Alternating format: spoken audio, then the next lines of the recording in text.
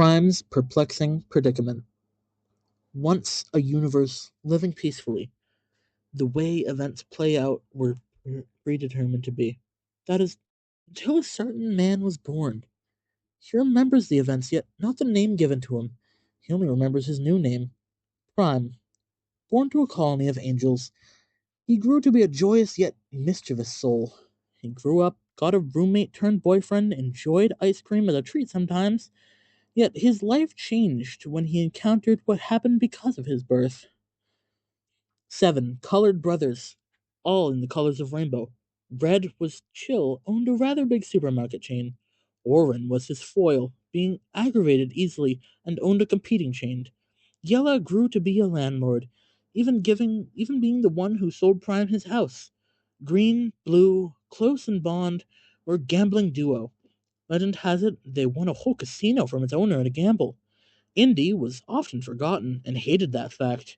He always wanted to be number one, and Perpel was the most ambitious, went missing until recently, whereas found he was in a different dimension. Prime had regular bouts with Orvin and whatever evil confronted him that day. His boyfriend, Avon, often helped him. Halfway through his adventure, Prime awakened to his power over comic mischief, and was an unstoppable force after then. In one adventure, copies of him from different dimensions joined him when someone was rifling with the magic beyond their comprehension. What happened to the other primes? One went back to their home dimension, but one absorbed the magic to protect everyone else. While he was constantly shattered into multicolored copies, he could only hold himself together to be one prismatic being. Eventually, though fate caught up to him one day he was having a fine day. Portals to other realms started opening again. This wasn't due to any magics. The universe was ending. Prime's mere existence was threatening the universe. The world unraveled into strands around them. Prime and Avon locked eyes one last time. Prime? Avon choked out. Avon! Prime responded. I guess this is goodbye. I'll miss you. Find each other again, Avon wheezed out as he became strings in the wind. The rest of the world faded out. Prime was left in the white void. He waited. Nothing came. Why? Why wasn't he unraveling? He waited and waited. Nothing came. Why? He asked of the void. Because, an ethereal voice responded, you're unnatural, an anomaly. Who's there? Prime looked around and saw a shining light in the distance. Flashed through every color. Eventually the figure approached. It was his prismatic, godly friend. Your world couldn't exist without you. You were never meant to be there. What? You can fix my world, right? You can make universes. Prime would plead with the fragmented, but nothing came of it. I could, but it would follow the same fate. I, however, have a proposition for you. You may not like it, though. Please, anything.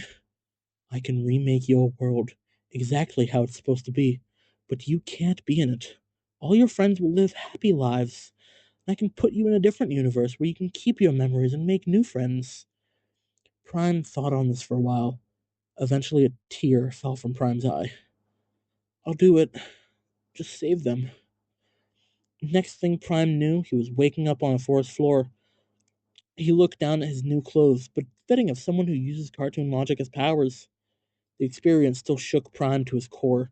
He stood up, surveying his surroundings now. It was a forest, but there was unrecognizable flora. Prime used to be an avid gardener, so he knew a lot about plants. Not these ones, though. He began to walk through the forest. He wondered for a bit, talking aloud. I wonder if this is the magic world in those fantasies. It would be nice to be around other magic users. Wait, is what I do magic? Then that's when a growl was heard from the foliage. Prime halted, looking around. Magic world, magic beasts. This can't be good. Right then he saw it, a massive wolf, looking to be the size of a horse. Prime gulped in fear. Call this a dire situation. Prime leaped away from the dire wolf, went to bite down. Prime pulled out his weapon of choice from his pocket, a humongous hammer. Prime, in retaliation to the bite, swung and knocked the direwolf back a few feet. It got up onto his paws and lunged at Prime. When he saw this, he tossed his hammer away, pulled out a red silk sheet. Ole, Taro! Prime said, egging on the wolf. The wolf's lunge hit the red silk sheet. Prime was left spinning in place for a bit, but the dire wolf crashed right into a tree. Prime took this opportunity to run. The dire wolf, of course, chased after him. Prime's leg basically formed a spinning wheel, letting him run away just as fast as the wolf was chasing. Eventually, Prime turned a corner.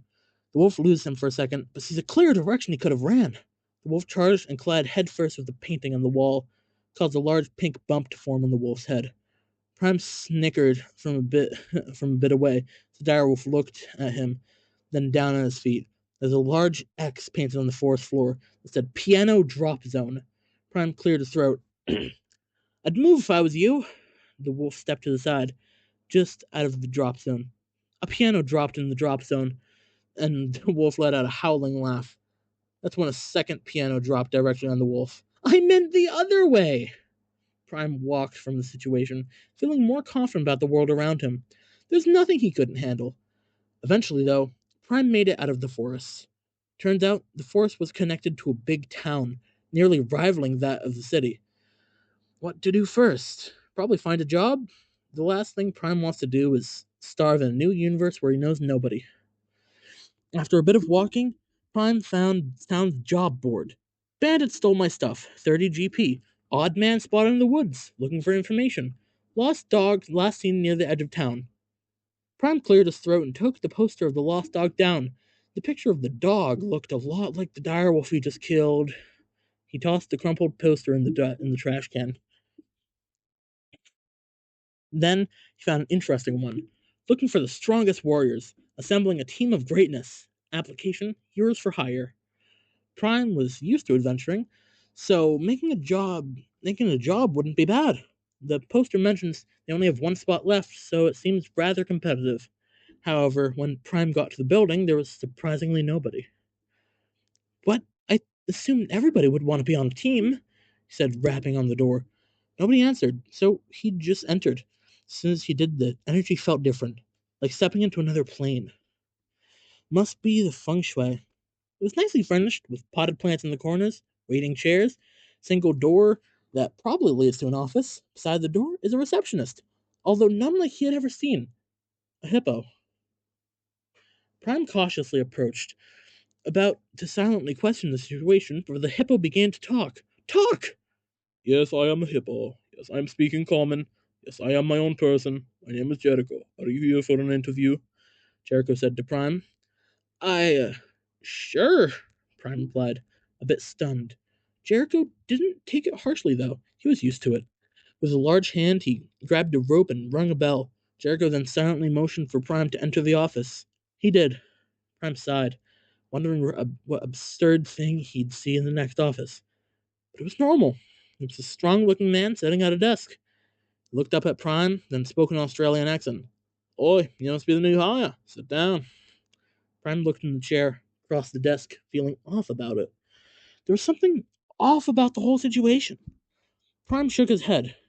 "No, I don't think I will. I've been through some things, and I'm not stupid enough to trust a man I just never met." At that, John stood up, easily standing over Prime. He had his chest puffed out, looking intimidating. Prime, however, wasn't shaken. Then John held out a hand to Prime.